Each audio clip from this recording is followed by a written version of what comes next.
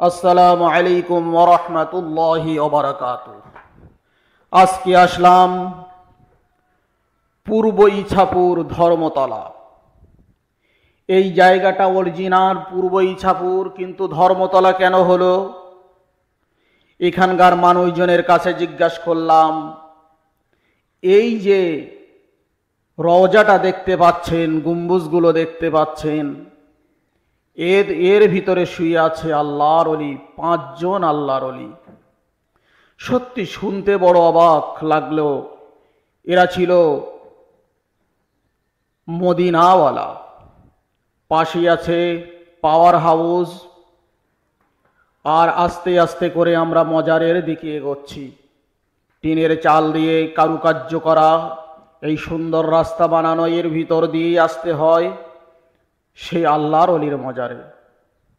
সত্যি যারা ওলির মজার জিয়ারাত করে, ওলিকে যারা ভালোবাসে, তাদের জন্যেই ভিডিওটা বানিয়েছি। সত্যি ওলির মজারে আসলে কান্না ভালো লাগে।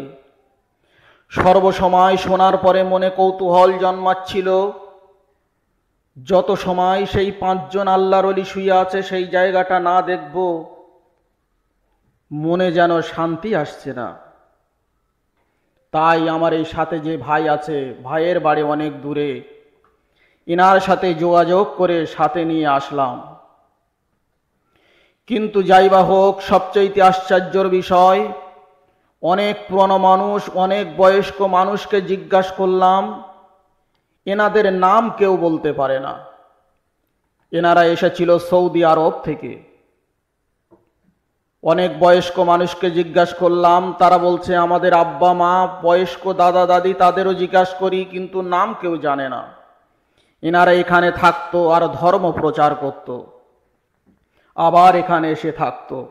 তাই জায়গাটার নাম হয়েছে ধর্মতলা, কিন্তু এর আসল নাম হলো পূর্ব ইছাপুর। সত্যি সেই অলির মজারের দিকে রওজার ভিতরে আস্তে আস্তে এগোচ্ছি, আর মনের কাছে যেন কত একটা আনন্দ লাগছে যে সেই অলির মজারটা দর্শন করব। সেই অলির মজার সামনেই এসে গেছি। দূর থেকে দেখা যাচ্ছে, দেখেন ভালো করে খেয়াল করলে বুঝবেন, যেখানে পর পর শুয়ে আছে 5 জন আল্লাহর ওলি, যারা ছিলেন আশিকি রসুল, দিনদার, নেককার, পরেশগার বান্দা। এনারা দিনের কাজে এখানে এসেছিলেন। সেই আল্লাহর ওলির মজারের ধারে এসেছি। একটু ভালো করে খেয়াল করে দেখবেন যে উঁচু উঁচু করে 5 জন মানুষের লাশ এখানে শোয়ানো আছে। এনারা ছিলেন আল্লাহর ওলি। সেই ওলির মজারটা দেখে সত্যি ভালো লাগলো।